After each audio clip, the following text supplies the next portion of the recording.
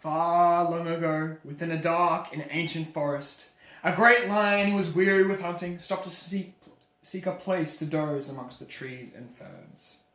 After searching and searching without avail, his cunning eyes locked upon a serene glade that was flushed with sunlight and that held a great fruit tree in the centre. He sauntered up to the tree and leant up against it, resting his weary head upon its serrated claws. Soon his rumbling snores shook the ground around him. As the great cat dozed, a ravenous mouse had scampered into the glade in search of a meal. Her glistening eyes had caught the sight of a red and ripe apple hanging perilously from the branch of a great fruit tree. She rushed forwards as fast as her little legs can carry her.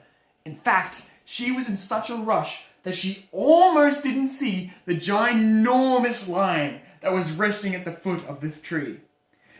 The timid little mouse received such a shock that in her panic and haste to escape, she had run across the lion's nose. Rudely awakened from his midday nap, the lion swiped a colossal paw furiously at the tiny creature that was scurrying away in the grass. Pinning her between his razor-sharp claws, the lion let out a rumbling chuckle that could make an avalanche jealous. "Please, lion, spare me," squeaked and pleaded the poor mouse. "Please let me go. I simply want to eat from the tree and then leave. If you help me grab the fruit and then go, I will surely repay you someday." The lion's eyes thinned as a wicked grin spread across his mouth, revealing a row of golden bladed teeth. The notion that such a small mouse could ever help him amused him greatly. After all, he was the king of the jungle. "You would ask to be set free. Your bravery charms me, little one." His words spilled out slow and slick, like honey being poured out of a jar. "I will help you reach the apple. However, I doubt someone like you could ever help someone like me." He scaled the tree in one graceful bound, knocked the hanging fruit from the tree, and ushered the mouse on her way so that he could return to his nap. Almost an entire year later, the cat was strolling the great savanna plains in the scorching midday sun. While stalking his prey in the tall grasses, the lion had fallen victim to a hunter's net.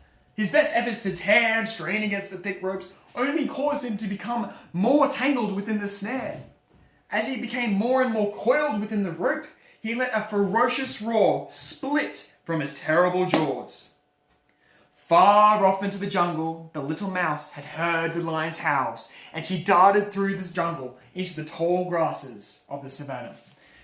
When she finally reached the lion that helped her so long ago, she was shocked to see that the lion, the king of the jungle, was in distress and needed her help.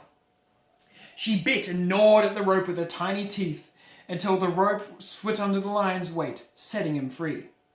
"You scoffed when you said I would repay you, please," squeaked the mouse. "Can you now see that even a mouse can help a lion?" As the lion shook off the loose twine, looking downcast, he said, "Dear friend, I was so very foolish to ridicule you. I was so blinded by my pride and power that I could not see what you had to offer. You saved my life.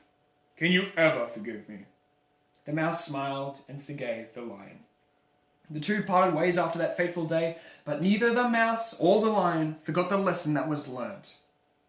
Acknowledging each other must be based upon respect, irrespective of differences. By recognizing the contributions that others' differences can make to our lives, we can all benefit from a shared reciprocity. The dynamic of the mouse and the lion is a powerful reflection of the relationship between the teacher and the student. As pre-service teachers, we will be introduced to the level of power which, without control or humility, can crush the classroom's hopes for being treated with respect.